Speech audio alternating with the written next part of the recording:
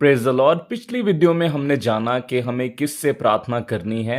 इसे बेहतर समझने के लिए आप मेरे चैनल पे ये वीडियो देख सकते हैं जिसका टाइटल है हमें किस से प्रार्थना करनी चाहिए, पिता से, पुत्र से या पवित्र आत्मा से। आज हम मेनली 3 टॉपिक्स पर बात करेंगे कि वचन के अकॉर्डिंग प्रार्थना किस समय करनी है, प्रार्थना कितनी लंबी होनी चाहिए, प्रार्थना करने के लिए कोई फिक्स जगह या माहौल होना चाहिए या नहीं। क्योंकि मैं हमेशा सुनता हूं कि सुबह 3 बजे प्रार्थना करनी चाहिए और कोई कहते हैं कि प्रार्थना 2 घंटे लंबी होनी चाहिए, कोई 3 घंटे कहते हैं तो कोई 5 घंटे कहते हैं।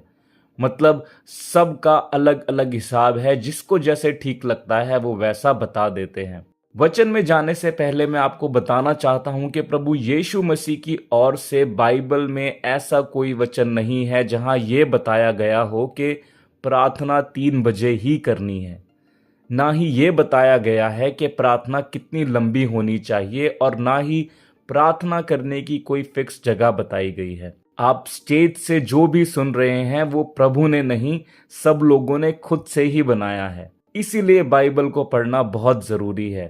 प्रभु यीशु मसीह की तरफ से ऐसी कोई भी आज्ञा या कमांडमेंट नहीं है। अब प्रार्थना क्या है? इसका बहुत सिंपल आंसर है कि प्रभु से या परमेश्वर से बात करना, उन्हें धन्यवाद देना ही प्रार्थना है।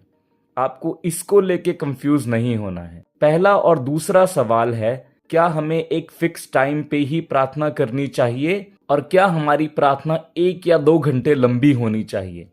जवाब है नहीं। वचन से समझते हैं। इफिसियों 6:18, और हर समय हर प्रकार से आत्मा में प्रार्थना और विनती करते रहो और इसीलिए जागते रहो कि सब पवित्र लोगों के लिए लगातार विनती किया करो। आत्मा में प्रार्थना मतलब अपने मन में हर समय प्रार्थना करते रहो।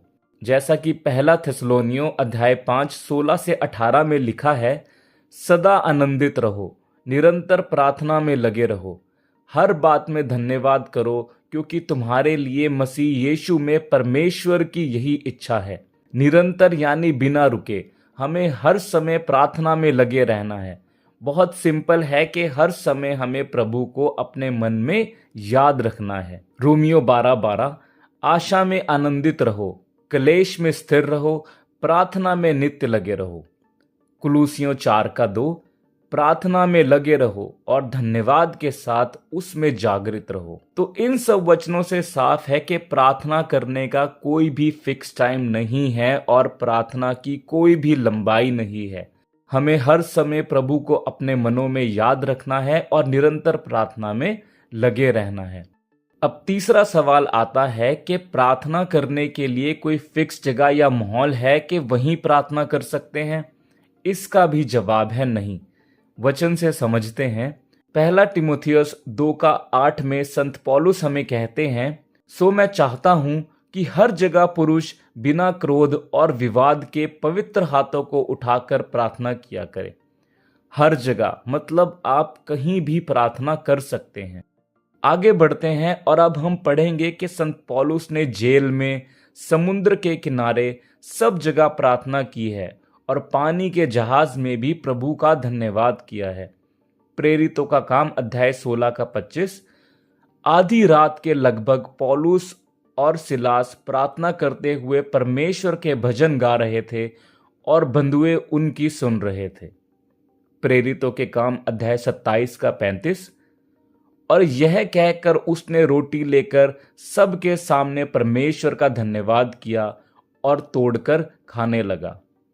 प्रेरितों के काम अध्याय 21:5, जब वह दिन पूरे हो गए तो हम वहां से चल दिए और सब स्त्रियों और बालकों समेत हमें नगर के बाहर तक पहुंचाया और हमने किनारे पर घुटने टेक कर प्रार्थना की।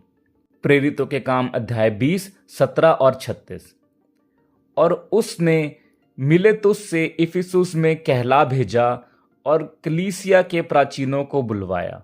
यह कहकर उसने घुटने टेके और उन सब के साथ प्रार्थना की। उम्मीद करता हूं कि आपको क्लियर हो गया होगा कि प्रभु यीशु मसीह ने ना ही प्रार्थना का कोई फिक्स टाइम दिया है, ना ही उन्होंने कहीं ऐसा बोला है कि 1, 2 या 3 घंटे प्रार्थना करो, और ना ही प्रार्थना करने की कोई भी जगह बांधी है। आप ऑफिस जाते समय, काम करते समय, खाते समय स्वर्ग पिताजी को, प्रभु यीशु मसीह जी को और पवित्र आत्मा को धन्यवाद कर रहे हैं, वही काफी है। ऐसा कहीं नहीं लिखा कि अगर आप रोज 1, 2 या 3 घंटे प्रार्थना नहीं करेंगे तो आपके जीवन में दिक्कत आएगी। बस आपको निरंतर प्रभु को हर बात में धन्यवाद करते रहना है। और ये मैं किसी इंसान की नहीं बल्कि परमेश्वर की इच्छा बता रहा हूं। जैसा कि हमने अभी पहला थिस्सलुनीयों अध्याय 5 16 से 18 में पढ़ा है, सदा आनंदित रहो, निरंतर प्रार्थना में लगे रहो, हर बात में धन्यवाद करो, क्योंकि तुम्हारे लिए मसीह यीशु में परमेश्वर की यही इच्छा है। आज का वीडियो यहीं तक था। अगर आप इंग्लिश में सुनना या इंग्लिश में पढ़ना पसंद करते हैं तो आप यूट्यूब पे सर्च कर सकते हैं रॉबर्ट ब्रेकर। ये एक इवेंजलिस्ट हैं जो इंग्लिश में ही टीच करते हैं और डेफिनेटली ये आपको बाइबल की बहुत ज़्यादा अच्छी नॉलेज दे सकते हैं।